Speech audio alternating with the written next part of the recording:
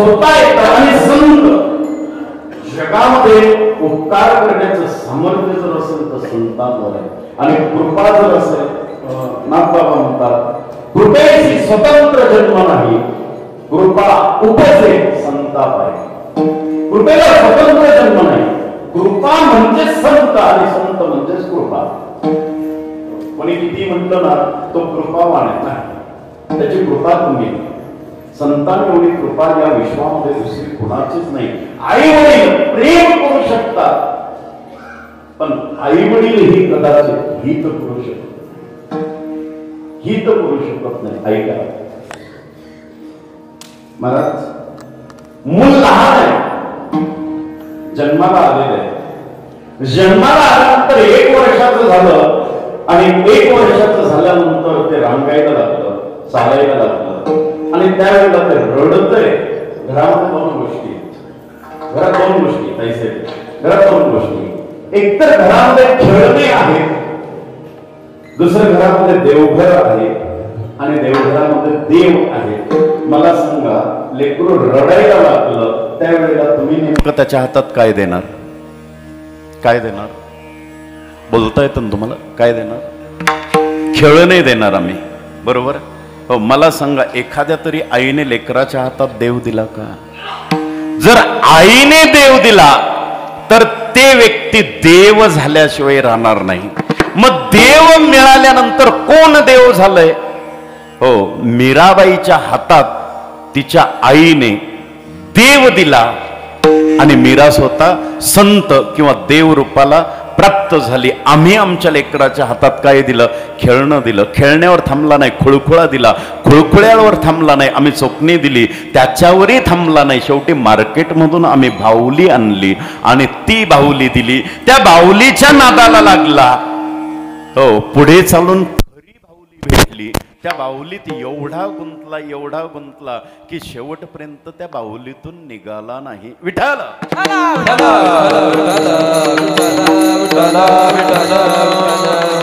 हा संसार आहे. ज्या आईने देव दिला, बरं देव तुम्हाला विकत आणायचा नाही, खुळखुळा तुम्हाला विकत आणायचा.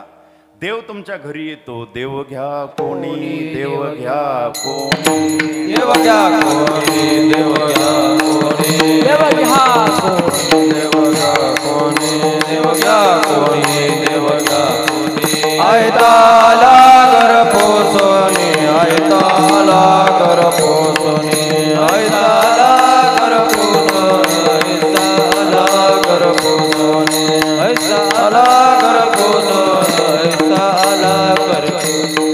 देव घ्या कोणी, देव घ्या कोणी, आईचा आला घर पोचोनी, आईचा आला घर पोचोनी, आईचा आला घर पोचोनी. देव घ्या कोणी, आईचा आला घर पोचोनी, आईचा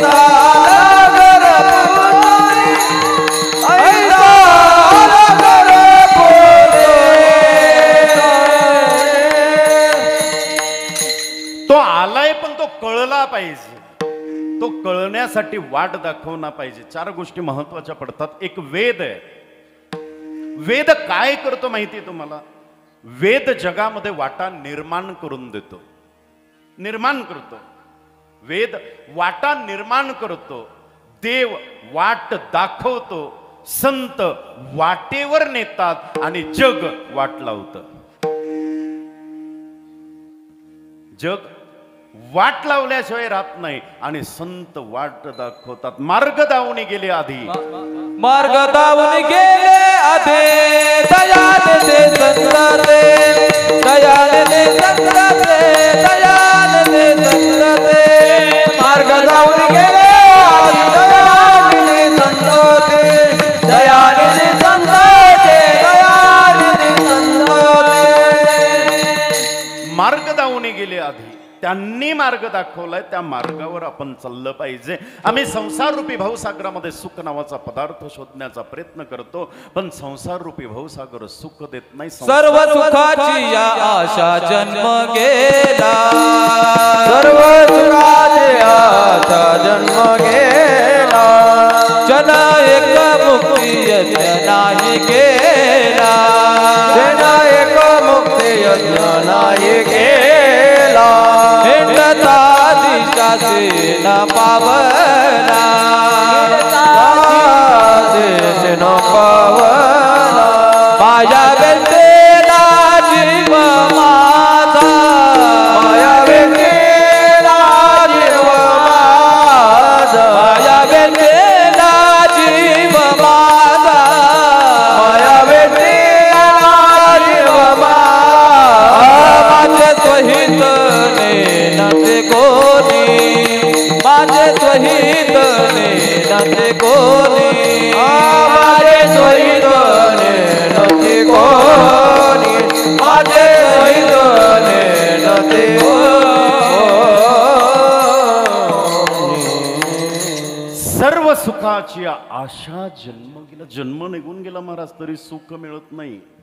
हो, अत्यंत दुर्लभ आहे. तुम्हाला सांगू का, 10वीचा विद्यार्थी, त्याला जर आपण विचारलो का रे बाबा तू सुखी का, त्यानं उत्तर देतो महाराज 10वी पास झाल्यावर सुखी होईल.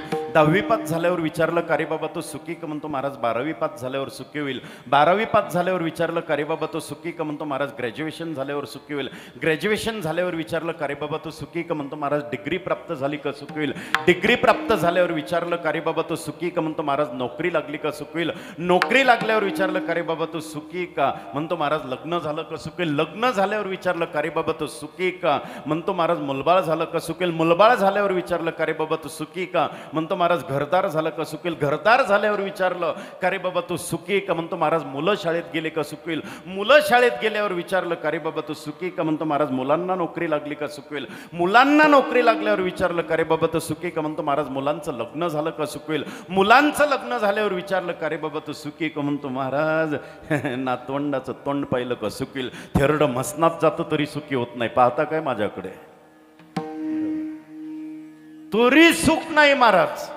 हो, तरी चालूच आहे, तरी चालूच आहे, सुटत नाही महाराज, सुटत नाही. पण नाथ बाबा म्हणतात की बाबा माणसाने कसं राहावं, पक्षी अंगणी उतरती जे का गुंतवणी राहती, तैसे असावी संसारी चौवरी प्राचनाची दुरी. पण आपल्याला सुटत नाही महाराज. फेविकॉल का मजबूत जोड तुटेगा नाही. विठ्ठल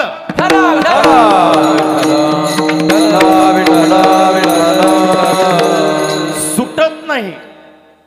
हो, तुम्हाला सांगू का, ज्यांनी सोडलं ते संत झाले, ज्यांनी पकडलं त्यांच्यासाठी उपमा नाही.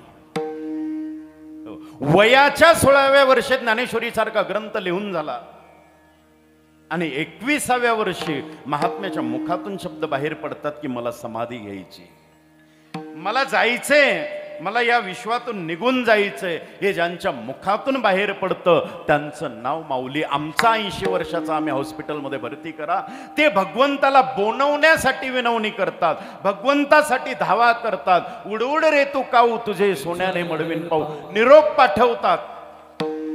कशासाठी? भगवंतासाठी. सोडायला तयार आहे. आणि आमचा 80 वर्षाचा हॉस्पिटलमध्ये ॲडमिट केला, अटॅक आलेला आहे.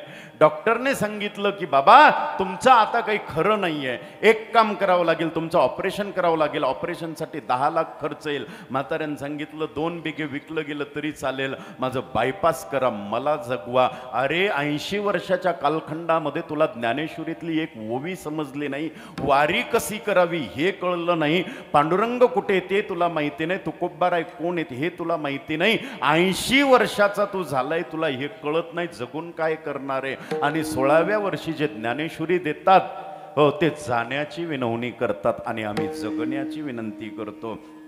किंवा जे तुकोबाराय गाथा लिहून झाला ते तुकोबाराय विनवणी करतात.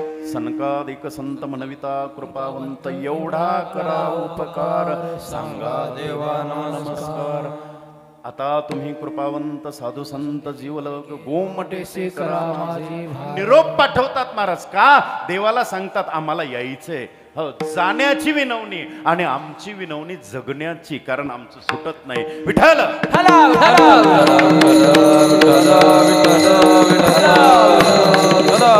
संसार रूपी भावसागर सुख देत नाही, त्यामुळे मग महाराज म्हणतात की हा देह प्रारब्धाच्या अधीन आहे. हो, तुम्ही जर म्हणत असाल मी करतो, नाही गड्या. हो, तुला पैसा मिळाला, तू अचानक श्रीमंत झाला, हे तुझ्या प्रारब्धाने. तू श्रीमंत होता, भिकेला लागला, याला तुझं प्रारब्ध आहे.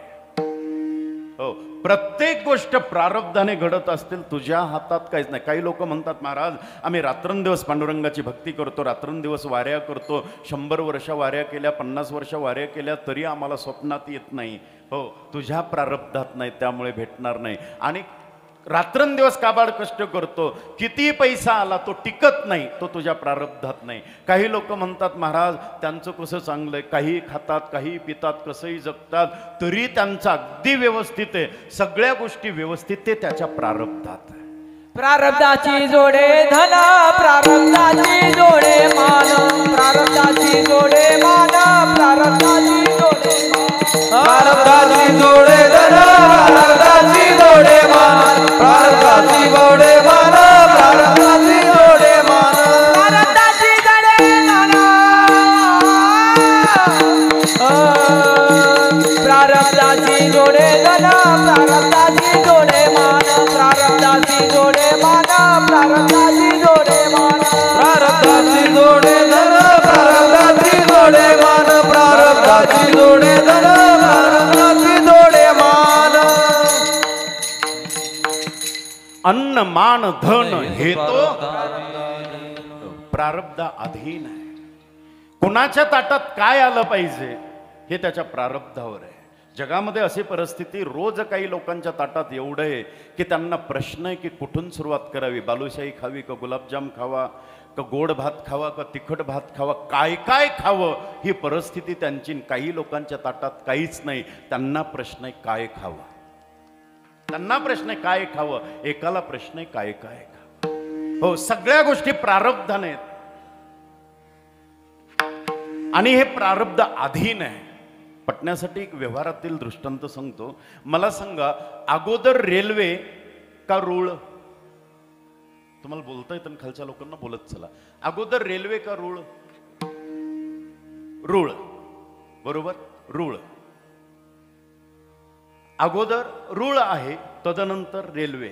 नाशिक रोडवरून रेल्वे निघाली, निघाल्यानंतर इगतपुरी, कसारा, डायरेक्ट CST. तिथं गेल्यानंतर गाडीमध्ये पॅसेंजर बसलेले आहेत, त्यांच्याजवळ तिकिटाचे पैसे आहेत, इलेक्ट्रिसिटी आहे, तिचा इंजिनियर ड्रायव्हर जो आहे तो बसलेला आहे, सगळ्या गोष्टी. पण मला सांगा, गाडी विटीवरून पुढे जाईल का? जाईल का? नाही. का जाणार नाही? कारण रूळ तिथपर्यंत आहे, तिथून पुढे त्याने जर गाडी नेण्याचा प्रयत्न केला तर त्याची गाडी समुद्रामध्ये समाधी घेतल्याशिवाय राहणार नाही. सगळ्या गोष्टी, गाडी आहे पण ती अधीन आहे कुणाच्या? रुळाच्या अधीन आहे. गाडी जशी रुळाच्या अधीन आहे तसं प्रारब्ध, देह हे प्रारब्धाच्या अधीन आहे. हे प्रारब्धाच्या अधीन आहे. तुम्ही काही करा. काही जन्माला आल्याबरोबर मरतात, काही 1 वर्षाचे होऊन मरतात, काही 2 वर्षाचे होऊन मरतात, काही 50 वर्षाचे होऊन मरतात, आणि काही 100 पार केल्यानंतर आपण जर भेटायला गेलो तर ते आपल्याला सांगतात, बाबा प्रचंड त्रास आहे, यम माझी चिठ्ठी कुठे विसरला. अरे यमाला विसर पडावं एवढं तुझं प्रारब्ध घाणेरडं आहे. विठ्ठल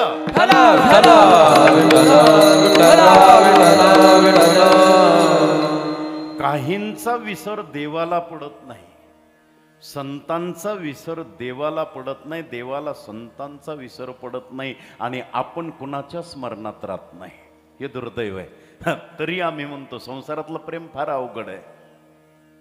हम किससे प्यार करते ये जरूरी नहीं, हम पे कौन प्यार करता ये सबसे ज्यादा जरूरी. संसारातलं प्रेम फार अवघड आहे महाराज. आम्ही ज्याच्यावर प्रेम करतो ना ते आपल्यावर प्रेम करेलच याची गॅरंटी नाही. एखादी सुंदर मुलगी मुलाने तिच्याकडे पाहिलं, पाहिल्यानंतर त्याचं प्रेम त्या मुलीवर जडल्यानंतर पण ती मुलगी त्याच्यावर प्रेम करत नाही. कारण का?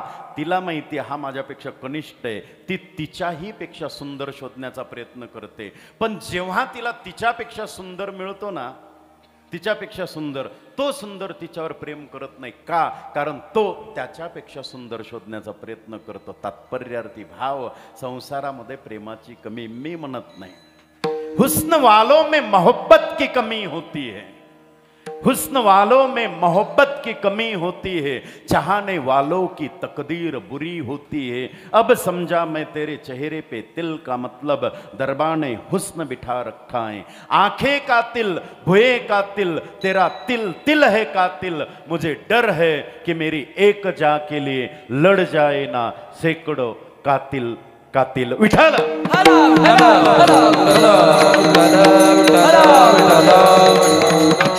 त्याचं दुर्दैव आहे. कुणाचं?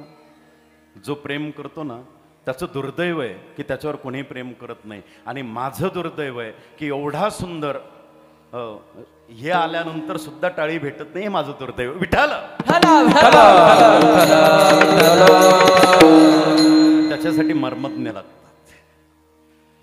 दिल की बातें दिलवाले जाने. मग हे प्रारब्धाच्या अधीन आहे. मग तो कोब्बारे म्हणतात जसे रेल्वे रुळाच्या अधीन आहे तसं हे जर प्रारब्धाच्या अधीन आहे, मग माझा काय उपयोग आहे? जे लोक मला सलाम करत होते, तुकया सेठ म्हणत होते, आज ते लोक रस्त्याने जाताना तुक्या म्हणतात, शिव्या देऊ लागले, मारायला लागले. कोपला पाटील गावीचे ते ही सगळं तुकोब्बारायांनी डोळ्याने पाहिलं. तुकोब्बारायांनी एकाने सांगितलं की बाबा हे तुमच्या नशिबात नव्हतं, होतं तेवढं निघून गेलं. मग तुकोब्बाराय म्हटलं माझ्या नशिबात नव्हतं म्हणजे माझ्या प्रारब्धात नाही, हे प्रारब्धाच्या आधीने. मग मी याचं ओझं का वागायचं? याचं ओझं का वागायचं? ओझं जर वागवायचं असेल चांगल्या गोष्टीचं. 1 मिनिटाचा एक दृष्टांत देतो आणि पुढे चालतो. 2 गृहस्थ होते. गावामध्ये रोज बसलेले असायचे, कुठलाच उद्योगधंदा करायचे नाही. गावाच्या मंदिराच्या ओट्यावर येऊन बसल्याने बसल्यानंतर रामभाऊने शांभाऊला विचारलं, म्हणे काय का रे आपण असेच बसत राहतो, लोक आपल्याकडे पाहतात हसतात, मग एक काम कर म्हणे काय आपण कुठेतरी तीर्थयात्रेला जायचं का? म्हणे चालेल. मग उद्या सकाळी आपण निघायचं, हरकत नाही. 2 जण घरी गेले.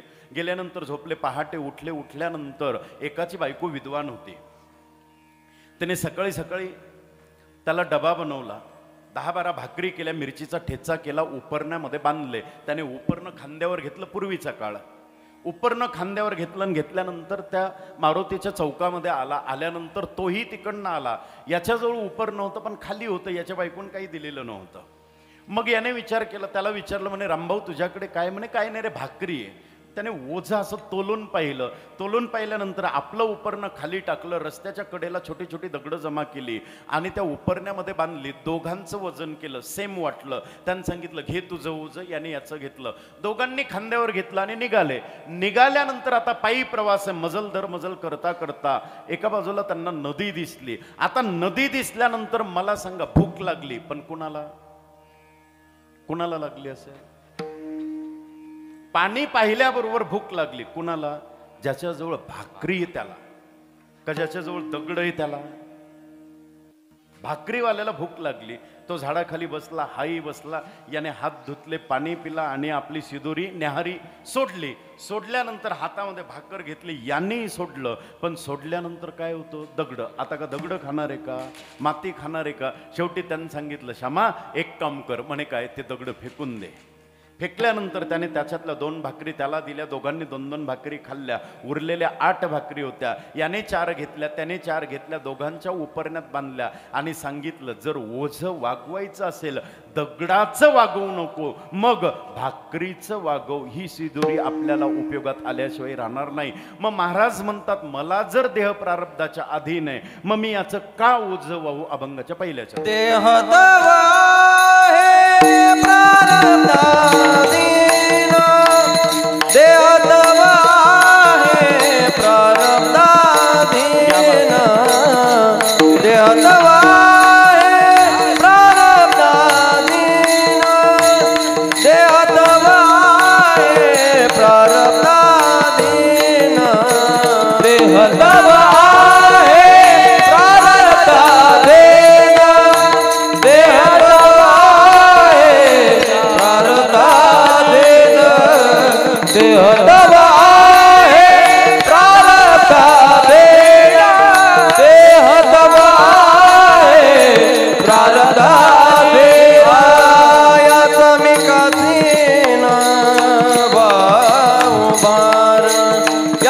मी कसेन वारंवार सर्व माझा काळ तुझी आठवणे सर्व माझा काळ तुझी आठवणे सर्व माझा काळ तुझी आठवणे सर्व माझा काळ तुझी आठवणे याचा मी कसेन भार वाहू याचा मी कसेन भार वाहू याचा मी कसेन भार वाहू सर्व माझा काळ तुझी आठवणे सर्व माझा काळ तुझी आठवणे सर्व माझा काळ तुझी आठवणे सर्व माझा काळ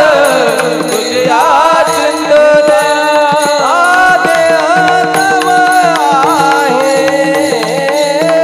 प्रारब्धाधीन याचा मी गातेन सेन वारंवार आदि अंतम आहे प्रारब्धाधीन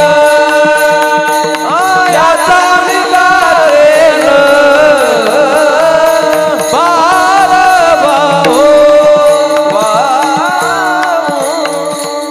महाराज म्हणतात देहत्व आहे हे प्रारब्धाच्या अधीन आहे, मग याचं ओझं नाही वागवायचं. हो, मग महाराजांनी त्या गोष्टीचा त्याग केला आणि भगवान परमात्मा यांच्या सानिध्यामध्ये जाऊन तो खूप बरं आहे म्हणतात या प्रपंचातलं जर आहे, मग त्यांनी काय केलं, संसाराच्या नावे घालून या शून्य वाढता हा पुण्य धर्म केला. संसाराच्या नावावर शून्य घातला. त्यावेळेला एकाने विचारलं, मग तुम्हाला संसार नको, तुम्ही म्हणतात बाईल मेली मुक्त झाली, बायको नको, मुलं नको, मग तुम्हाला नेमकं काय पाहिजे? तो खूप बरं आहे म्हणतात, तो मज भावा तो मज भावा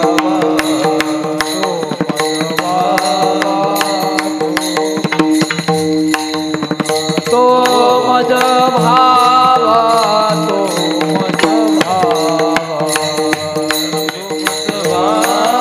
तो मज भावा वेळो वेळा भावा पांडुरंगा वेळो वेळा भावा पांडुरंगा पांडुरंगा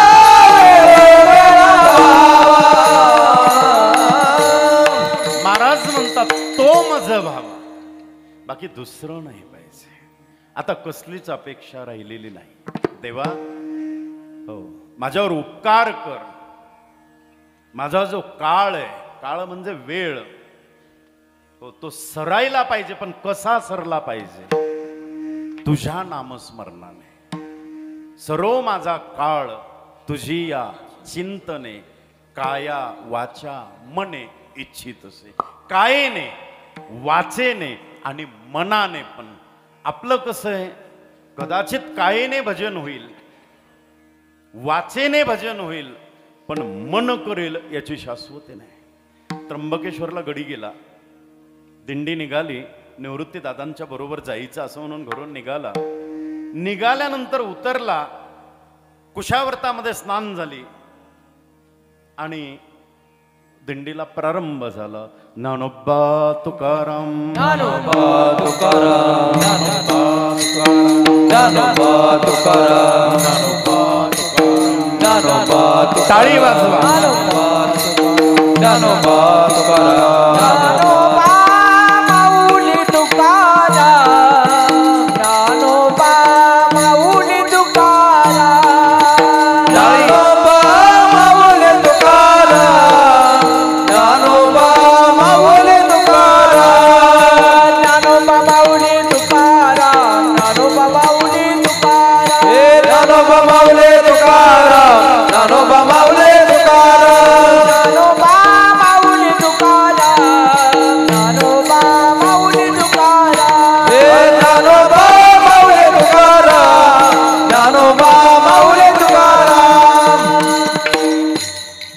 दिंडी निघाली, तळ्याच्या जवळ आला, खिशातून मोबाईल काढला, फोन केला. आता मी पोचलोय, माझी आंघोळ झाली, दिंडी निघाली, आम्ही तळ्यापर्यंत आलोय. मला सांगा, देह कुठे? दिंडीमध्ये. देह दिंडीमध्ये, वाचा मोबाईलवर आहे आणि मन घरी आहे. अशी दिंडी काही उपयोगाची आहे का? नाही महाराज, या दिंडीला अर्थ नाही. आमच्या भागात आता दिंडीवरून एक माऊली घरी आली. आम्ही नेमकं दिंडी कशासाठी करतो, काय करतो, काही कळत नाही. मी वाखरीवरून निघालो पायी आणि भगवंताच्या मंदिराकडे जात असताना, मी पश्चिम द्वारला असतो, जात असताना रस्त्यामध्ये एक टेम्पो लागलेला होता. त्याच्यामध्ये बाटल्या होत्या पाण्याच्या. 10-10 रुपयाला एक त्या ठिकाणी फ्री बॉटल वाटत होते. एक माऊली जवळ गेली, पदराची अशी खोळ केली, 15 बाटल्या महाराज. तिला म्हटलं, अगो कुठं नेणार आहे? आमच्या बाया तिकडे. मरते काय म्हटलं, मिळतंय याचा अर्थ. एक बाई आता घरी आली, गाव सांगत नाही, कारण मुक्ताताईंना गावाचं नाव माहिती आहे, सगळं सांगत नाही काही गोष्टी. आणि सहज भेट झाली योगायोगाने, कारण त्यांच्या गावाकडे माझं काम चालू आहे, रस्त्याचं काम चालू आहे. मी मगाशी सांगितलं की मी गव्हर्नमेंट कॉन्ट्रॅक्टर आहे, रस्त्याचं काम चालू. मी गेलेलो होतो, गेल्यानंतर तिचे नातवंड वगैरे खेळत होते. बाबा म्हटलं, काय आजी? मी दिंडीवरून आली, या ना म्हणून थोडंसं दूध घ्या. म्हटलं मी घेत नाही. नाही उलसं घ्या म्हणे. म्हटलं मला चालत नाही, मी चहा घेत नाही, कॉफी मला आवडत नाही आणि दूध मला पचत नाही, मी काहीच घेत नाही. म्हटलं म्हणजे ठीक आहे, काही हरकत नाही. म्हणे येऊन तर बसा, दर्शन तर द्या. गेलो. तिला म्हटलं, आजी आता दर्शन मी पॅन्ट शर्टवर आहे. बरोबर. इथून निघाल्यानंतर माझ्या गाडीमध्ये ड्रेस आहे, कारण मला पंचायत समितीला जायचं आहे इगतपुरीला, त्यामुळे मी ड्रेस चेंज करूनच जातो. तो माझा मूळ व्यवसाय, ही माझी आवड आहे. व्यवसाय तो आहे, आवड ही आहे. पण आता व्यवसाय हा आहे, आवड वेगळी. विठ्ठल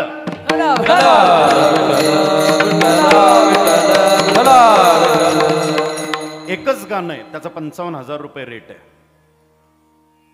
एकच गाणं आहे, त्याचा 55,000 रुपये रेट आहे.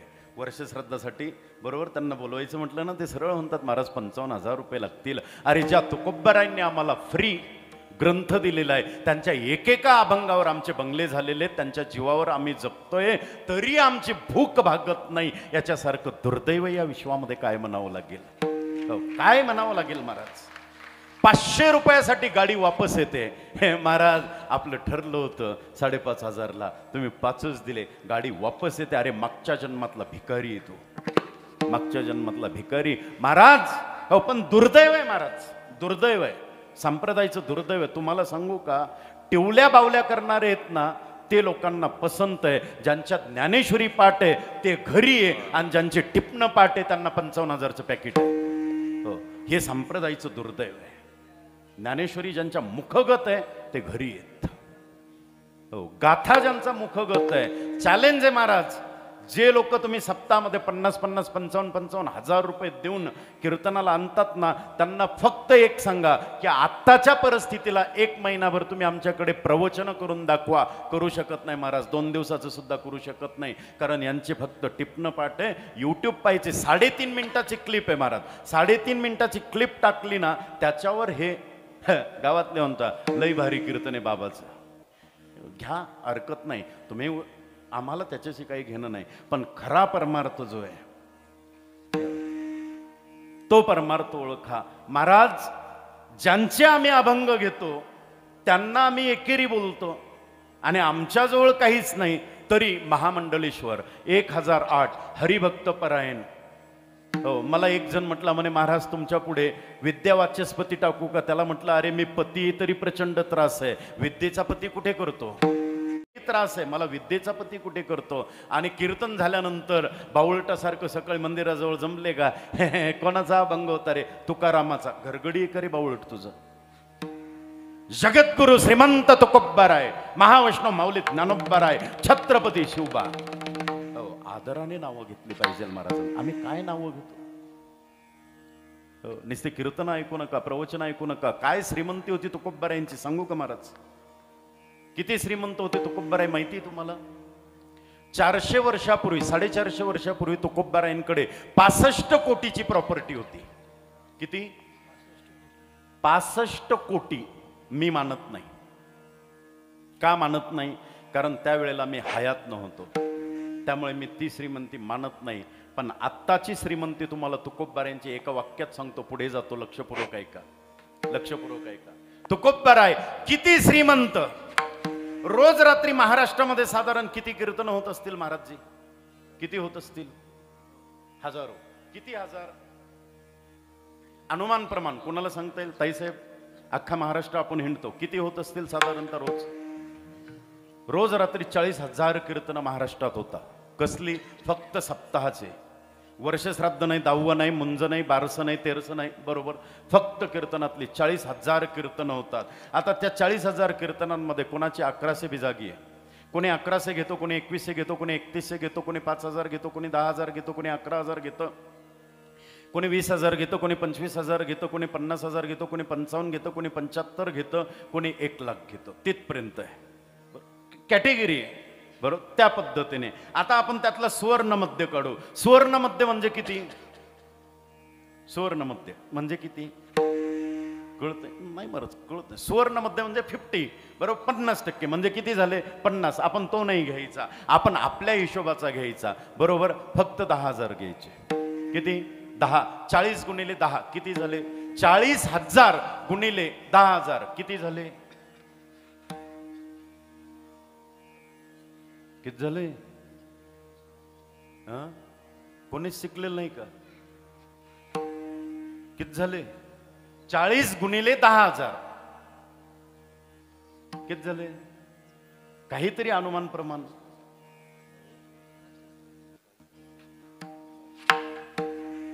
किती? 40 कोटी. वा. किती? 40 कोटी रुपये रोज रात्री माझे जगद्गुरु तुकोबराय आमच्या सारख्या प्रत्येक कामगाराला 2000 मध्ये 40 कोटीचं पेमेंट करतात. किती? 40 कोटी. रात्री 11 वाजता जावाई जर घरी आला, त्यानं जर सांगितलं, मामा गाडीचं डिझेल संपलं, 2000 रुपये देता का? सासरा म्हणतो, रात्री मी कोणाला लक्ष्मी देत नाही, पण आमच्या सारख्यांच्या पॅकेटमध्ये कराकर कोऱ्या नोटा टाकतात. ही मेहरबानी माझ्या तुकोबरायांची, हे उपकार माझ्या तुकोबरायांचे. तरी आम्हाला भिकेचे डोळे लागले. 500 रुपयासाठी आम्ही गाडी वापस आणतो रे, 500 रुपयासाठी गाडी वापस आणतो. धिक्कार आहे तुमच्या जीवनावर. हो, हे झाले फक्त कीर्तनाचे. गायक, वादक, साऊंड सर्व्हिस, रोजचं जेवण, मंडप, या सगळ्या गोष्टी जर केल्या ना तर 100 कोटी रुपये माझे तुकोबराय वाटतात. एवढे श्रीमंत तुकोबराय. आणि बावळटासारखं म्हणतात. कोणाचा अभंग होता? तुकारामाचा. मुस्काट झोडलं पाहिजे तुझं. विठाल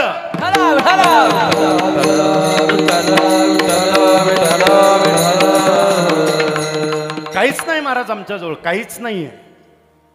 हो, 2 तोळ्याची पोत केली ना तरी आम्ही पदराच्या वर घेतो. हो, एवढी शून्य श्रीमंती आमची. कुठे 65 कोटी? हो, आज जर तुम्ही कॅल्क्युलेटर, मला वाटतं 1947 मध्ये जेव्हा भारतापासून पाकिस्तान विभाजन झालं, त्यावेळेला पाकिस्तानची परिस्थिती सुधारावी त्यामुळे भारत देशाने त्यांना 65 कोटी रुपये दिले होते. कधी? 47 मध्ये, 75 वर्षापूर्वी. आणि विचार करा, 450 वर्षापूर्वीचे 65 कोटी म्हणजे काय असतील? तुमचे मोबाईलचे बटन आणि कॅल्क्युलेटरचे बटन, मला वाटतं त्याचा स्फोट झाल्याशिवाय राहणार नाही. एवढा श्रीमंत महात्मा तरी एका वानराची शरणांगती करतो. शरण शरण हनुमंता, चरण चरण हनुमंता, तुम्हालो रामदूता, तुम्हालो रामदूता, तुम्हालो रामदूता, तुम्हालो रामदूता, तुम्हालो रामदूता, तुम्हालो राम. शरण शरण हनुमंता, तुम्हालो रामदूता, तुम्हालो रामदूता, तुम्हालो रामदूता. शरण शरण हनुमंता, तुम्हालो रामदूता, तुम्हालो रामदूता, तरी शरणांगती महाराज लागोणी पाया विनवितो आपल्या पायाला लागतं. एवढी श्रीमंती महाराज आमच्याजवळ काहीच नाही, हो तरी आम्ही छतीकडून चालतो. हे दुर्दैव आहे. आज आम्ही संप्रदायाचा बाजार मांडला. तुम्हाला सांगतो, जी 25 वर्षापूर्वी कीर्तनकाराकडे पाहण्याची लोकांची दृष्टी होती, आज ती दृष्टी राहिली नाही. आज ती दृष्टी राहिली नाही. लोक सहज म्हणतात ते का फुकट आलंय का. हा दर्जा आमचा आम्ही खाली नेलेला आहे. हा दर्जा आम्ही आमचा खाली नेला आहे. आणि 700 वर्ष झाली तरी त्यांचा दर्जा खाली येत नाही. ते महाविष्णू माऊली ज्ञानोबा आहे. 450 वर्ष झाली त्यांचा दर्जा खाली येत नाही. हे तुकोबा आहे. किती मोठा कीर्तनकार 20 वर्षापूर्वी मेला असेल महाराज. मला सांगा, भारताचे चौथे पंतप्रधान कोण होते? चौथे पंतप्रधान कोण होते सांगता येईल कोणाला? नाही. देशाचा राजा होता महाराज, तरी माणसाला सांगता येत नाही.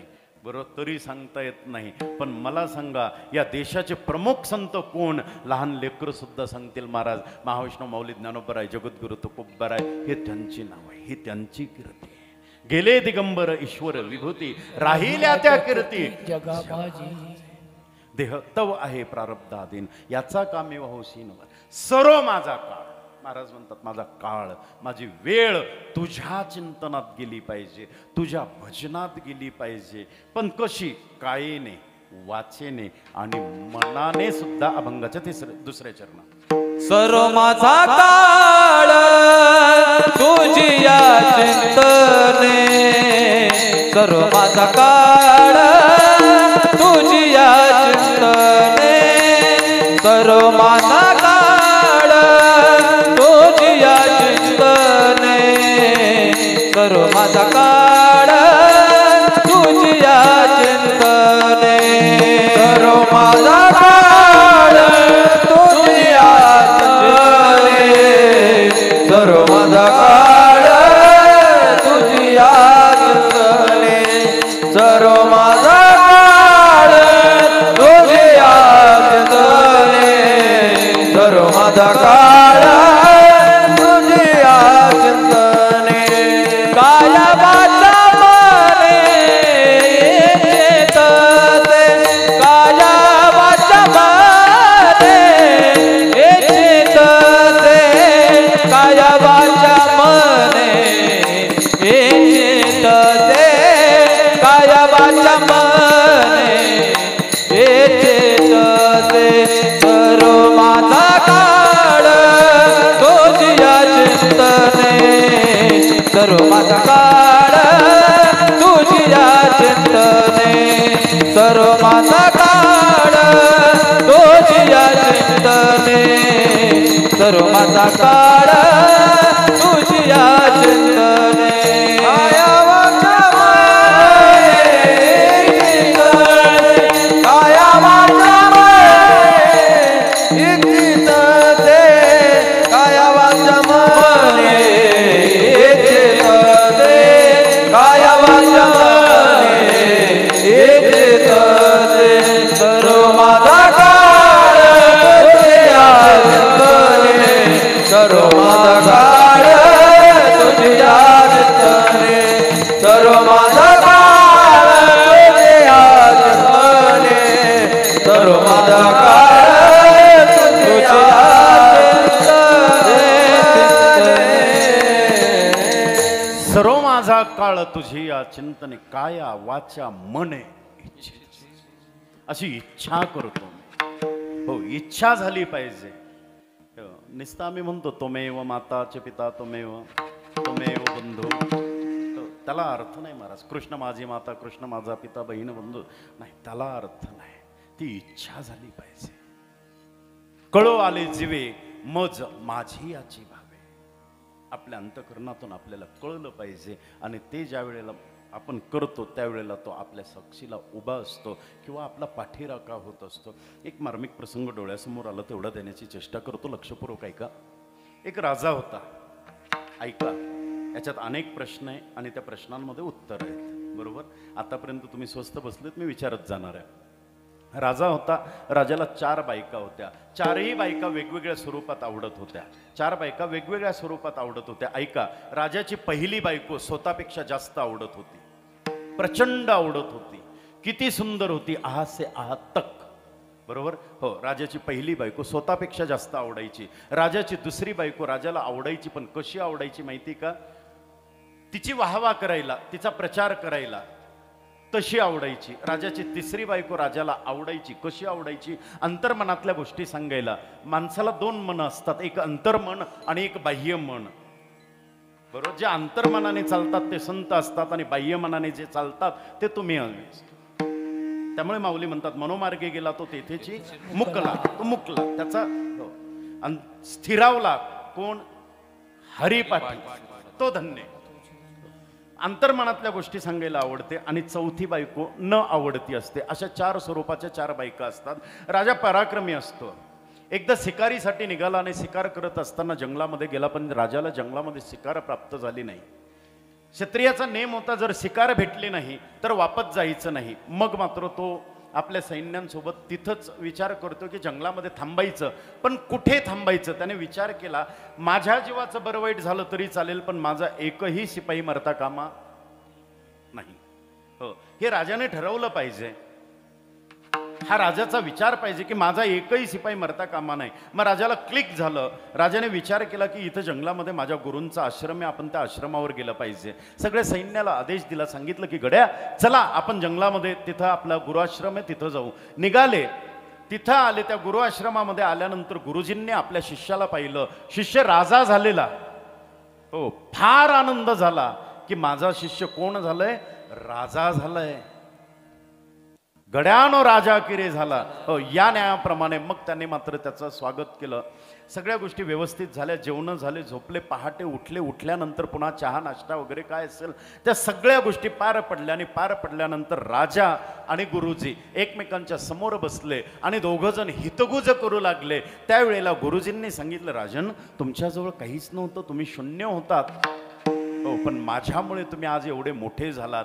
त्याने सांगितलं, महाराज माफ करा, मी तुमच्यामुळे मोठा झालो नाही, मग मी माझ्या बायकांमुळे मोठा आहे. कोण म्हटलं? मी माझ्या बायकांमुळे मोठा आहे. त्याने सांगितलं की गड्या एवढा विश्वास? हो, तेवढाच विश्वास. संसार आहे महाराज, संसारातलं प्रेम आहे. सांगितलं, हो माझा विश्वास आहे. कुणावर? बायकांवर. प्रचंड विश्वास. म्हणे काही थोडाफार तरी आमचा आशीर्वाद. शून्य मात्र. काय? शून्य मात्र. सगळं कर्तृत्व माझ्या बायकांच्या बळावर आहे. माझ्या बायकांच्या बळावर माझं कर्तृत्व आहे. माझ्याकडे बघू नका, मी राजाचं सांगतोय, तुम्ही माझ्याकडे पाहताय. बरोबर. हो, कर्तृत्व कुणाचं आहे? माझ्या बायकांचं आहे. बरं म्हणे, काही हरकत नाही, पण विचार कर, ज्यांच्यावर तुझा एवढा विश्वास आहे त्या तुला धोका देणार नाही असं तुला वाटत नाही का? नाही. जगात सगळं होईल, पण माझ्या बायका माझा विश्वासघात करणार नाही याचा मला आत्मविश्वास आहे. असं कोण म्हणतोय? राजा म्हणतोय. ठीक आहे, हरकत नाही. तड कशी उठला राजा, निघायला लागला. गुरुजींनी आवाज दिला, राजन ऐक. म्हणे काय? लक्षात घे, ज्यांच्यावर एवढा विश्वास आहे एकदा त्यांचं परीक्षण घेऊन पहा. म्हणे मला गरज नाही. बाहेर निघाला. चालता चालता विचार करतोय, म्हातारा म्हणतोय परीक्षा घेऊन पहा, घ्यायची का? पण पुन्हा विचार केला बाह्य मनाने, नाही, हा 60 वर्षाचा झालाय. 60 नंतर बुद्धी नाठी होते. 60 नंतर गव्हर्नमेंट रिटायर करून टाकत असतं, कारण गव्हर्नमेंटला माहिती इकडच्या फाईली तिकडे करण्याची दाट शक्यता आहे. 60 नंतर बुद्धी नाठी होते. गव्हर्नमेंटने फ्री वापरायला लागलं बसमध्ये, बरोबर, तिकीट घेत नाही. त्यामुळे याच्या नादी लागायचं नाही असा विचार केला. पण पुन्हा विचार करतो की जर बायको म्हणते, गुरुजी म्हणतो, तर विचार केला पाहिजे. पुन्हा सोडून दिलं. निघाला, राज्यामध्ये आला, राज्यकारभार करू लागला. आणि करता करता करता एक दिवस मृत्यूच्या जवळ आला. पूर्वीच्या लोकांना मृत्यू कळायचा. किंवा 10 वर्ष पाठीमागे जर तुम्ही गेले ना, त्यावेळेला सुद्धा वेगळं चित्र होतं. मुलं घरात जन्माला यायचे आणि माणसं घरात मरायचे. आता मुलं दवाखान्यात जन्माला येतात आणि माणसं मरतातही दवाखान्यात. आता मरतातही दवाखान्यात आणि जन्मालाही दवाखान्यात येतात. पूर्वी गावामध्ये असे विद्वान लोक असायचे बाबा, बरोबर आहे, गावात विद्वान लोक असायचे. एखाद्याला जर घरड लागल्यानंतर तो खाली टाकलेला आहे, लोक जायचे. गेल्यानंतर तो गावातील विद्वान माणूस त्याची अशी नाडी पाहायचा. पाहिल्यानंतर त्याला लक्षात यायचं नाकाचा शेंडा फिरलाय, डोळे चांदीचे केलेले, कानाचा चापा पडलेला आहे, बरोबर, याचे ठोके कमी चालू आहेत. तो माणूस सांगायचा की तुम्ही निरप देऊन टाका, 1 तासामध्ये जाईल, 2 तासात जाईल किंवा 4 दिवस जगेल. होते ना असे लोक, बरोबर, होते जे अचूक सांगायचे, बरोबर, म्हणजे मृत्यू कळायचा. तसा राजा मृत्यूच्या जवळ आला आणि जवळ आल्यानंतर राजाला कळलं की आता मी मरणार आहे. त्यावेळेला त्याला लक्षात आलं, गुरुनी सांगितलं होतं की बायकांचं परीक्षण घे. आता ती वेळ आलेली बायकांची परीक्षा घेण्याची. आता बायकांची परीक्षा घ्यायची, एकाच वेळेला परीक्षा घेत नाही, त्यामुळे वेगवेगळ्या स्वरूपात बोलवली. आता मला सांगा, पहिली राणी आवडत होती, कशी आवडत होती? कशी आवडत होती? स्वतःपेक्षा जास्त, बरोबर, स्वतःपेक्षा जास्त. त्या राणीला बोलवलं, विचारलं, राणी साहेबा मी एवढी प्रॉपर्टी कोणासाठी कमवली? म्हणे आमच्यासाठी. तुम्ही माझ्यासाठी काय कराल? महाराज आपके लिए तो जान भी हाजीर है. राजा खुश झाला. काय बावळट होतो म्हणले म्हातारं, माझी बायको जीव द्यायला तयार आहे आणि तो सांगत होता परीक्षा घे, मी उगाचच परीक्षा घेतो. राणी साहेबा माझी इच्छा आहे. म्हणे काय? 2 दिवसानंतर मी मरणार आहे, माझी इच्छा आहे तुम्ही माझ्याबरोबर यावं. तिने सांगितलं तेवढं सोडून बोला. राजा म्हटलं, चंडाळीनं आत्ता म्हणत होती मी तुझ्याबरोबर यायला तयार आहे. म्हणे बोलणं सोपे आहे, बोलणं सोपं आहे. नाही रे नाही कुणाचे कोणी, नाही रे नाही कुणाचे कोणी, नाही रे नाही कुणाचे कोणी, नाही रे नाही कुणाचे कोणी. बहीण कुणाची, भाऊ कुणाचा, कोण कुणाचे सगळे सोय रे. बहीण कुणाची, भाऊ कुणाचा, कोण कुणाचे सगळे सोय रे. मेल्यावरती सगळे नाही रे, तुटतील धागे दोरे नाही रे. नाही कुणाचे कोणी, नाही रे नाही कुणाचे कोणी.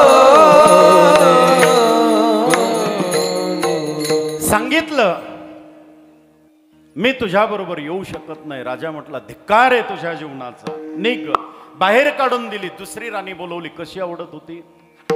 तिची वाहवा करायला, तिचा प्रचार करायला. माझी राणी अशी दिसते, माझी राणी तशी दिसते, माझी राणी असं बोलते, माझी राणी तसं बोलते, तिचा प्रचार करायला. त्या राणीला आतमध्ये बोलवलं, सांगितलं, राणी साहेबा मी हे प्रॉपर्टी कुणासाठी कमवली? म्हणे आमच्यासाठी. कुणाच्या बळावर कमवली? म्हणे आमच्या बळावर.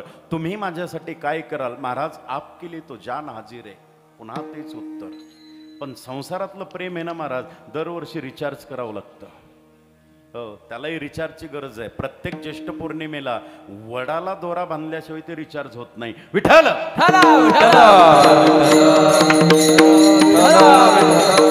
सांगितलं मी तुमच्या बरोबर. हो, राजाने सांगितलं माझी इच्छा आहे 2 दिवसात मी मरणार, तुम्ही माझ्या बरोबर यावं अशी माझी इच्छा आहे. त्यावेळेला तिने हात जोडले, सांगितलं महाराज मी वाट पाहते, तुम्ही मरावं, मी पळून जावं आणि दुसरं लग्न करावं. आता तो जोर का झटका धीरे से लगे. राजा म्हटला, चांडाळीन मेल्यानंतर कर, माझ्या तोंडावर का सांगते? बर. तिसरी बोलवली. कशी आवडत होती?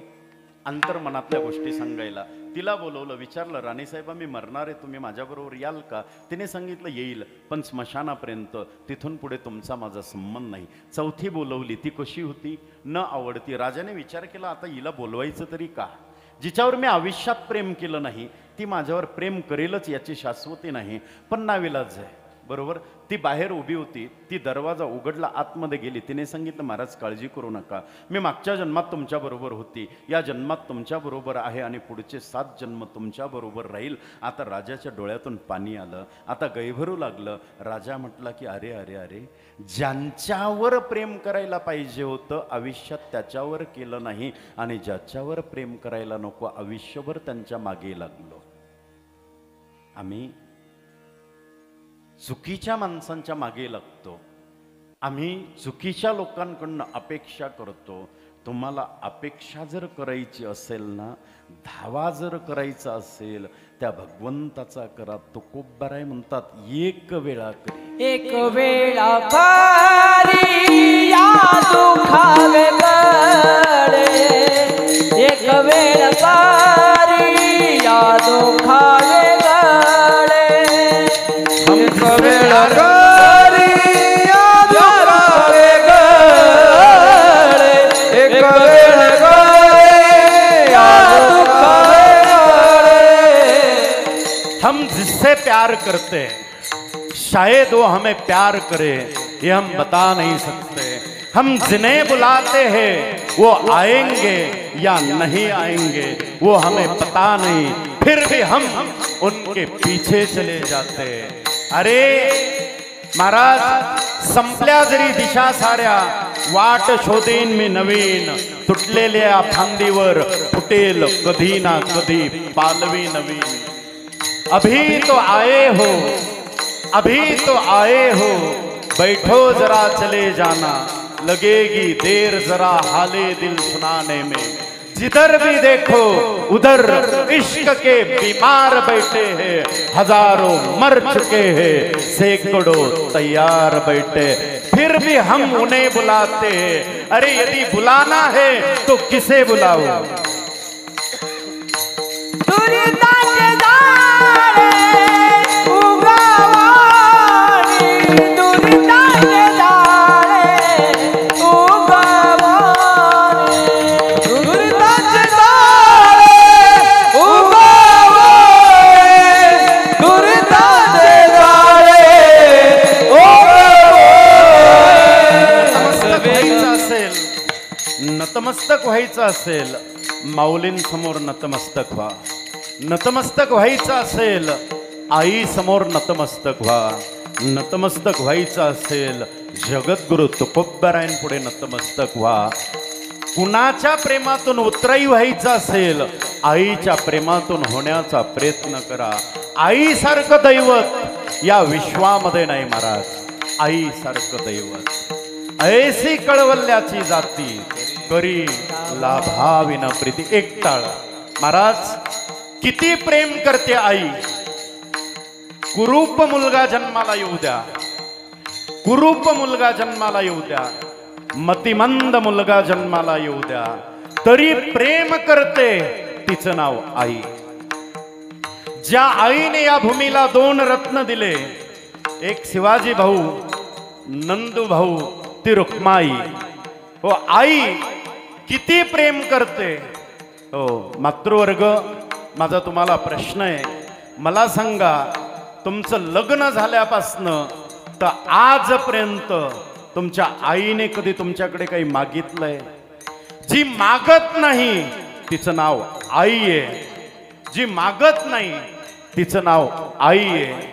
आणि न मागता ज्याला कळतं त्याचं नाव बाप आहे. त्याचं नाव बाप आहे. न सांगता तुम्हा कळो येते अंतर. जसं देवाला आपलं अंतर कळतं तसं आईला आणि बापाला कळतं. महाराज, 80 वर्षाची आई असावी. किती? 80 वर्षाची आई 55 वर्षाची मुलगी आहे. मुलीचं लग्न झालंय, नातवंड आहे, सगळ्या गोष्टी अतोनात भरलेल्या आहे.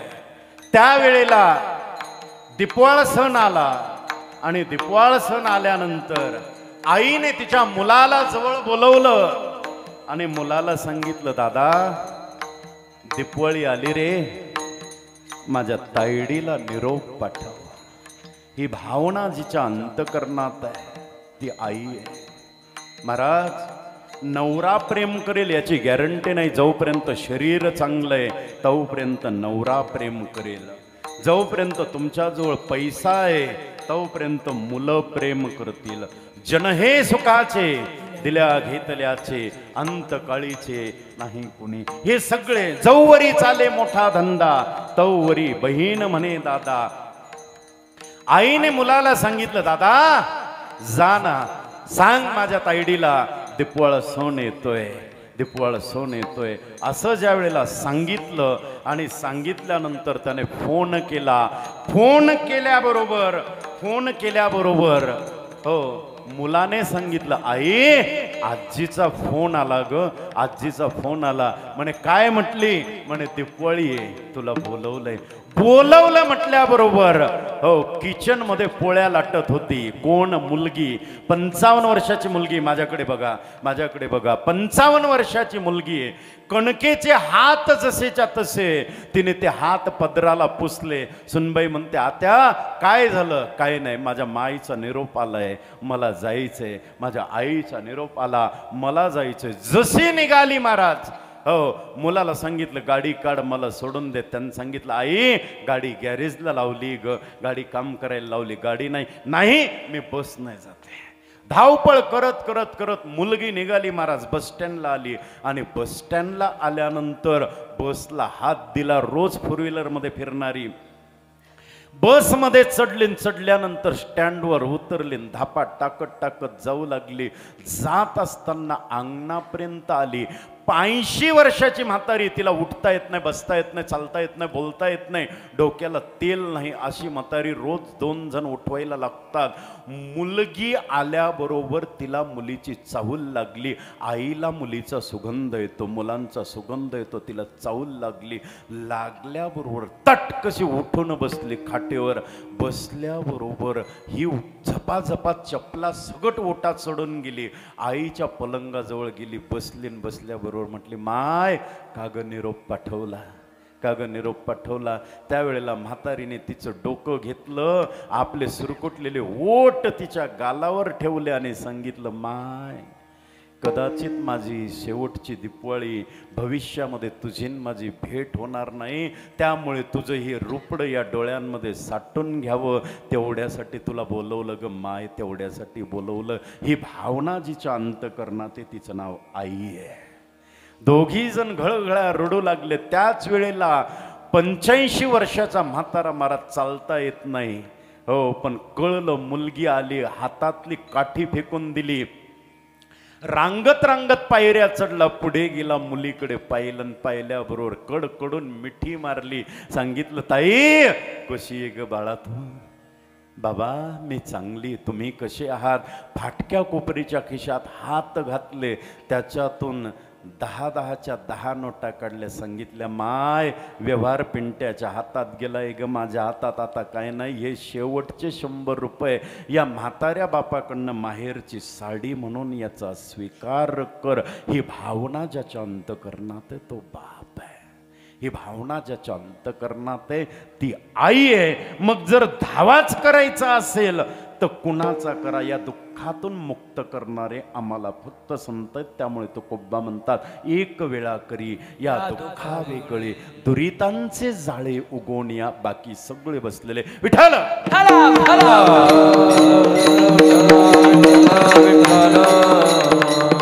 तिसऱ्या राणीला आतमध्ये बोलवलं. त्या राणीने सांगितलं महाराज मी तुमच्याबरोबर येईल, पण कुठपर्यंत? स्मशानापर्यंत. तिथून पुढे तुमचा आणि माझा संबंध नाही. ही तिसरी राणी. आता चौथ्या राणीला आतमध्ये बोलवलं. हो ती राणी कशी आवडत होती? न आवडती होती. वा ती न आवडती होती. त्या राणीला आतमध्ये बोलवलं. सांगितलं राणी साहेबा. ती स्वतः आत गेली. तिने सांगितलं मी मागच्या जन्मात होती, या जन्मात आहे, पुढच्या जन्मात तुमच्या बरोबर राहणार आहे. मग मात्र राजाने सांगितलं आता माझा दृष्टांत संपला, पण यातील सिद्धांत लक्षात घ्या. दृष्टांत संपला, सिद्धांत लक्षात घ्या. राजाची पहिली राणी किती आवडत होती? किती आवडत होती? स्वतःपेक्षा जास्त. ती राजाची पहिली राणी म्हणजे काय? आपलं नरदेह. किती आवडतं महाराज? आसे या शरीरापलीकडे मनुष्य कोणावर प्रेम करू शकत नाही. मातृवर्गाला मला प्रश्न आहे, मला सांगा तुम्हाला पोटचं मूल जास्त आवडतं का तुमचं शरीर? उत्तर द्या. काय आवडतं? पोटचं मूल. दादांत चुकीचं आहे. हो सगळ्यात जास्त प्रेम असेल ते या देहावर. हो चांदवड तालुक्यामधील एक घटना आहे. गावात बाईच्या मुलाच्या 2 किडन्या गेलेल्या होत्या. दोन्ही किडन्या गेलेल्या होत्या. मारवाडी समाजाचं कुटुंब होतं. दोन्ही किडन्या गेलेल्या होत्या. ठाण्याला स्वस्तिक हॉस्पिटलमध्ये ॲडमिट होते. ॲडमिट असताना अनेक लोकांनी अनेक पैसे द्यायला तयार होते त्यांच्या किडन्या पाहिजे होती त्यांच्या मुलाला, पण किडनी भेटत नव्हती. त्यावेळेला आईचं मातृत्व जागं झालं. आई गेली, डॉक्टरांना सांगितलं, डॉक्टर साहेब माझी किडनी घ्या, माझ्या मुलाला जगवा, हरकत नाही. त्यांच्या टेस्ट करण्यात आल्या आणि अंतिम रिपोर्ट त्या बाईला सांगितलं, तुमची किडनी तुमच्या मुलाला बसते, यात तीळ मात्र शंका नाही. पण दुर्दैव असं आहे की तुमच्या शरीरामध्ये एकच किडनी चांगली, एक तुमची फेल गेलेली आहे. ती जर काढली तुम्ही मराल आणि तो जगेल. तिने सांगितलं, डॉक्टर साहेब माझं अजून ऑपरेशन व्हायचं, एक गेला तो दुसरा जन्म घेऊ शकतो. आईचं प्रेम नितांत आहे, यात शंका नाही. पण जीवावर बितल्यानंतर कुणाचंही प्रेम उपयोगात येत नाही. हो, कारण मग मात्र राजाने ती काय म्हटली, मी पळून जाईल. स्वतःचं शरीर प्रचंड प्रिय, कितीही प्रेम करा, या शरीराला एक दिवस वेड्या बाबळीच्या लाकडी खाली जळावंच लागणार आहे, मरावं लागणार आहे. नासिवंत देह जाणार सकळ आयुष्य खातो काळ, सावधान काळाची आवडी पडेल बा जेव्हा सोडवेना तेव्हा माय बाप. हे देह जाणार आहे, जायाचे शरीर जाईल क्षणात, काहा गोपीनाथ पावेची ना, तुम्ही संत सारे कृपेचे सागर, निरोप हा फार संग देवा. हे देह जाणार, यात तीळ मात्र शंका नाही. पहिला विषय. दुसरी बायको काय म्हटली, मी पळून जाईल आणि दुसरं लग्न करेल. ती कशी आवडत होती, वाहवा करायला, तिचा प्रचार करायला. म्हणजे ती दुसरी बायको कोण होती माहिती आहे ताई, ती आपली प्रॉपर्टी, संपदा, धन दौलत, प्रॉपर्टी, इस्टेट. मला सांगा, तुम्ही घर बांधलं, तुम्हाला कोणी विचारतं नाही, आम्ही पत्रिका छापतो आणि लोकांना वास्तुशांतीला बोलवतो, आमचा बंगला बघा. तुम्ही गाडी घेतली, तुम्हाला कोणीच विचारत नाही, आम्ही पेढे वाटतो, सांगतो 10 लाखाची गाडी घेतली, 20 लाखाची गाडी घेतली.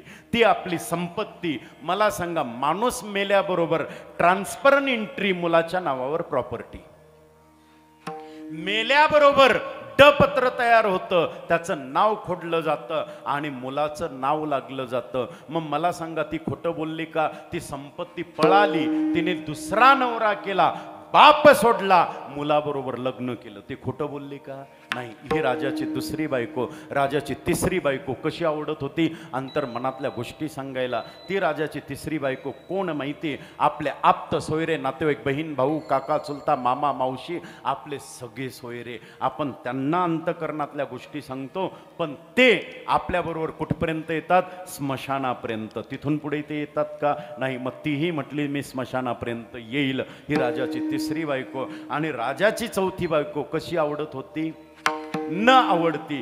ती राजाची चौथी बायको म्हणजे कोण? तुका म्हणे, सत्य कर्मा व्हावे साह्य, घातलिया भय नरका जाणे. भगवान परमात्मा मागच्या जन्मात तुमच्या बरोबर होते, या जन्मात आहे आणि पुढचे 7 जन्म सुद्धा राहणार आहे. मग तू त्या राजाला कळलं आणि त्या राजाने विचार केला की ज्यांच्या मी नादी लागलो ते माझे नाही, मला ज्याच्या नादी लागायला पाहिजे होतं मी त्याला सोडून दिलं. मग तू कोब्बार आहे, त्याला म्हणतात या जन्मामध्ये तरी तुझ्या व्यतिरिक्त लाभ नाही, यांच्याबरोबर राहून मला लाभ दिसला नाही, पण आता लाभ तुझ्याकडनं आहे. तिसऱ्या चरणात. लाभ तो न दिसे या होनी दुचारा, लाभ तो न दिसे या होनी दुचारा, लाभ तो न दिसे या होने दुसरा, लाभ तो न दिसे या होने दुसरा. अनेक दातारा येणे जन्मे, अनेक दातारा येणे जन्मे, सर्व माझा काळ तुझिया चित्ताने, सर्व माझा काळ तुझिया चित्ताने. अनेक दातारा ये जन्मे, अनेक दातारा येणे जन्मे, सर्व माझा काळ तुझिया चित्ताने, सर्व माझा काळ तुझिया चित्ताने. लाभतो न दिसे यावने दुसरा, अनेक दातारा येणे जन्मे, या जन्मामध्ये तुझ्या व्यतिरिक्त दुसरा लाभ नाही. मग तुकोबरायांना विचारलं, तुकोबराय, महाराज म्हणतात देवाने सांगितलं, तुकोबराय ठीक आहे, आता तुम्हाला दुसरा लाभ वाटत नाही, पण आत्ताच मी तुम्हाला का कळलो? जने दृष्टी लागो तुझ्या सगुणपणा, तेने माझ्या मना बोध केला, अनंत जन्मीचे विसरलो, दुःख पाहता तुझे मुख. हो, जसं नामदेवराय म्हणतात ना की आता तुझं मुख पाहिलं मला समाधान लागलं, तसं तुकोबराय म्हणतात की आता मला याच्या व्यतिरिक्त लाभ वाटत नाही.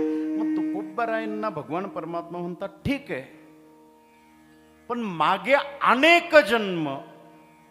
तुकोबराय म्हणतात देवा खरं सांगू का, मागच्या जन्मांमध्ये मी फक्त दुःख उपभोगलं. तुका म्हणे आलो शोषित संकटे, मी मागे ओखटे आहे देवा. मी थांबा वेळे तुकोबराय म्हणतात की मी मागे ओखटे, अनेक जन्म घेतले, अनेक जन्म घेतले. मी म्हणायला देणार आहे, 4ही चरणांचा किस काढल्याशिवाय मी जाणार नाही, काळजी करू नका. अजून माझ्याकडे 15 मिनिटं आहे. शार्प 11:05 माझ्या गळ्यात विना आलेला आहे. 11:05 विना माझ्या गळ्यात आलेला आहे. मी 10:15 वाजता शार्प प्रेझेंट होतो. तुम्ही स्टार्ट लेट केलंय, त्यामुळे वेळ भरून काढणार. विठ्ठल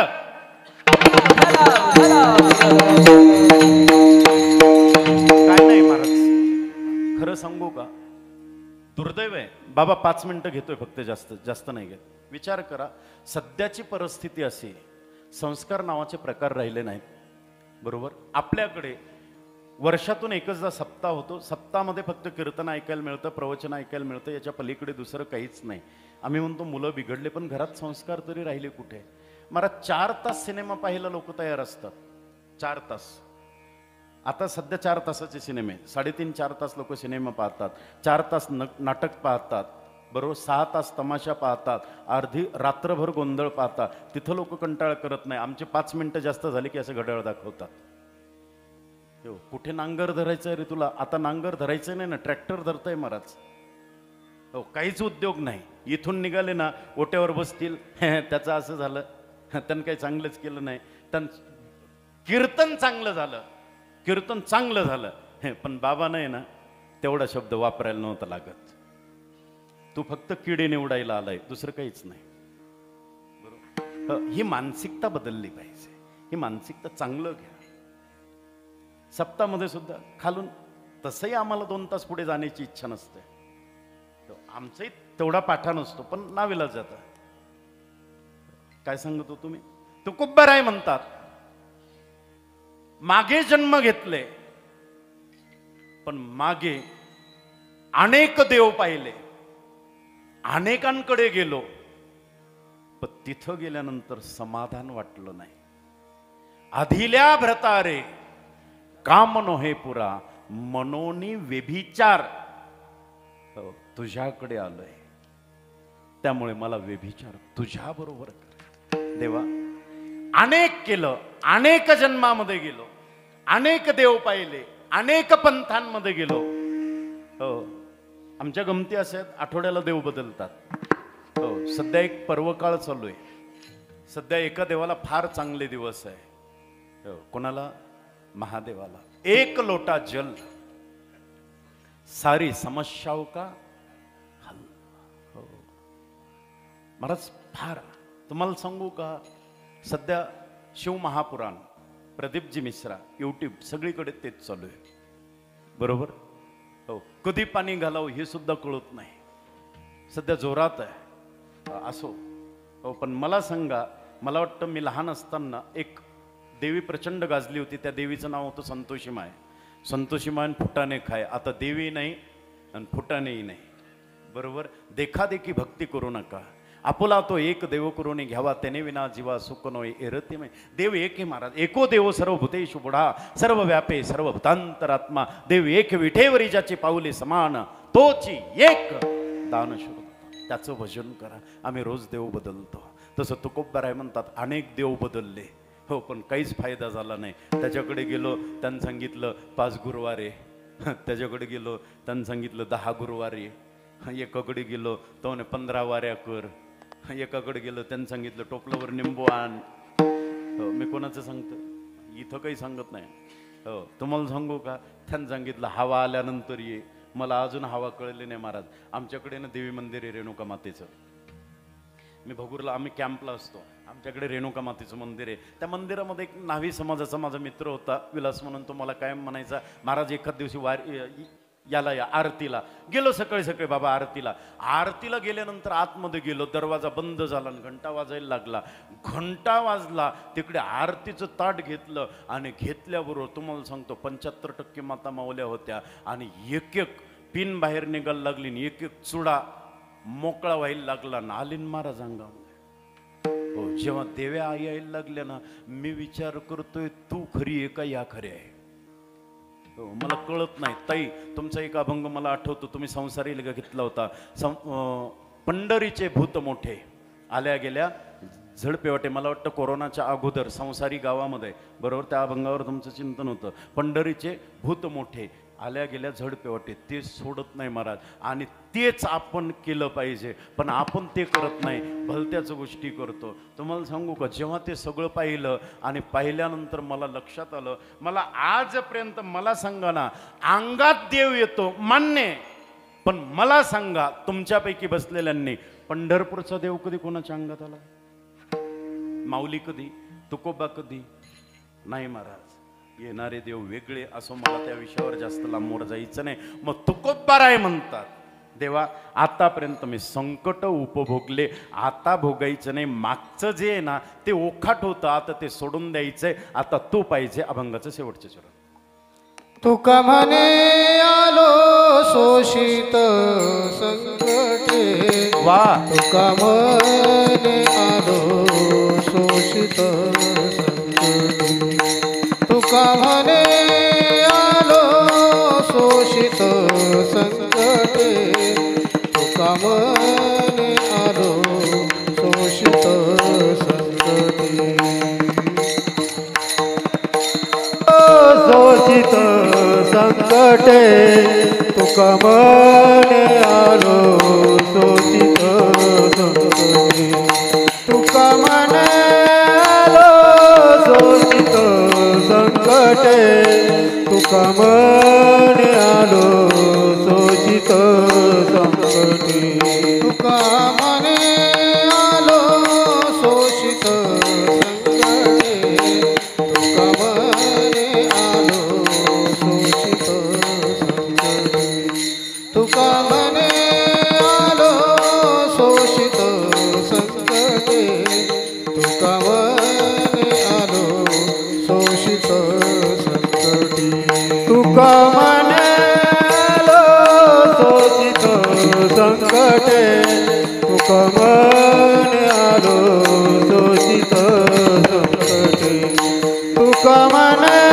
आलो शोषित संकटे, तुका म्हणे आलो शोषित संकटे. माझे ओखटे आहे देवा, मी माझे ओखटे आहे देवा, सर्व माझा काळ तुझिया चिंतने, सर्व माझा काळ तुझिया चिंतने, सर्व माझा काळ तुझिया चिंतने, सर्व माझा काळ तुझिया चिंतने. मी माझे वखटे, मी माझे वखटे, सर्व माझा काळ तुझिया चिंतने, सर्व माझा काळ तुझिया चिंतने, सर्व माझा काळ तुझिया संकटे, सर्व माझा काळ तुझिया संकटे. काय वाचा मने इच्छितसे,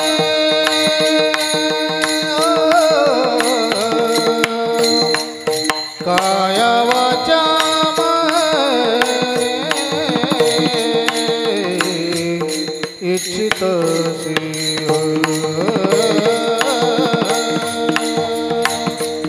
काय वाचा मने इच्छितसे, काय वाचा मने इच्छितसे, काय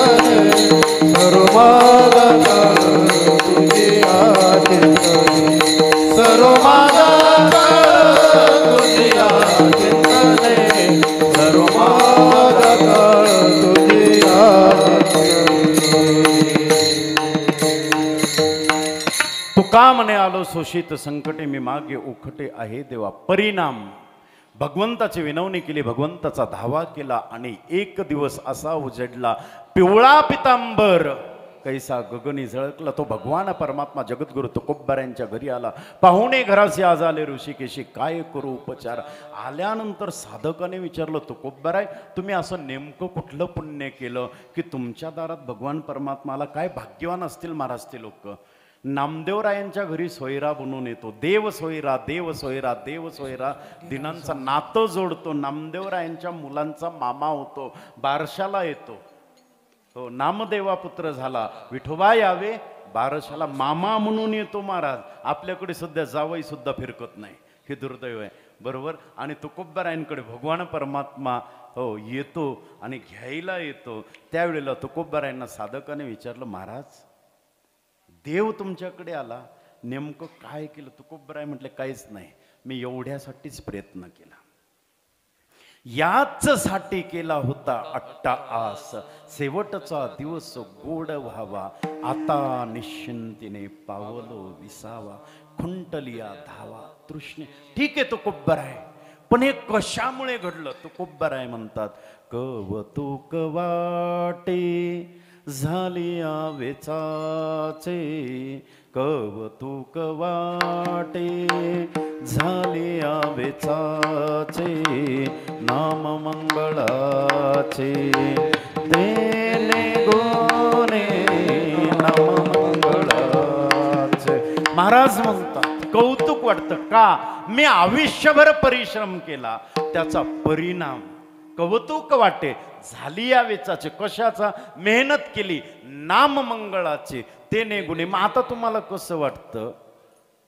आता निश्चिंतीने पावलो विसावा, आता निश्चिंतीने पावलो विसावा. खुंटलिया धावा तृष्णेची खुंटलिया धावा. तुकोबाराय ठीक आहे, ठीक आहे, पण मला सांगा, मग तुम्हाला मुक्त होण्याची अभिलाषा नाही का. तुकोबाराय म्हणतात, गड्याओ तुम्ही एकेका मुक्तीसाठी लढणार आहात, पण माझ्यासाठी तुका म्हणे मुक्ती परनिली नोवरी. तुका म्हणे मुक्ती परनिली नोवरी. आता दिवस चारी खेळी मेळी, आता दिवस चारी. आता निश्चिंतीने पावलो विसावा, आता निश्चिंतीने पावलो विसावा. आता निश्चिंतीने पावलो विसावा. तृष्णेचे कुंडलिया, तृष्णेचे कुंडलिया,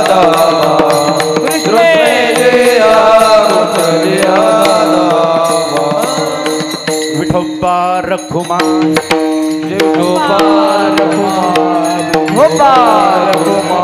विठोबा रखुमाई, विठोबा रखुमाई, विठोबा रखुमाई, विठोबा रखुमाई,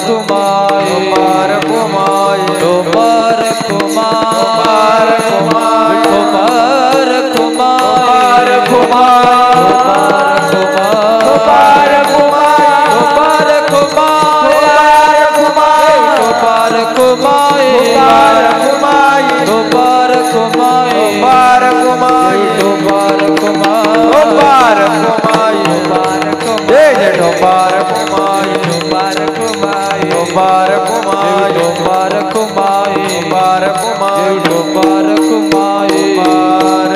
विठोबा रखुमाई, विठोबा रखुमाई, विठोबा उठू नका, उठू नका. विठोबा रखुमाई, जय विठोबा रखुमाई, विठोबा रखुमाई, विठोबा रखुमाई, विठोबा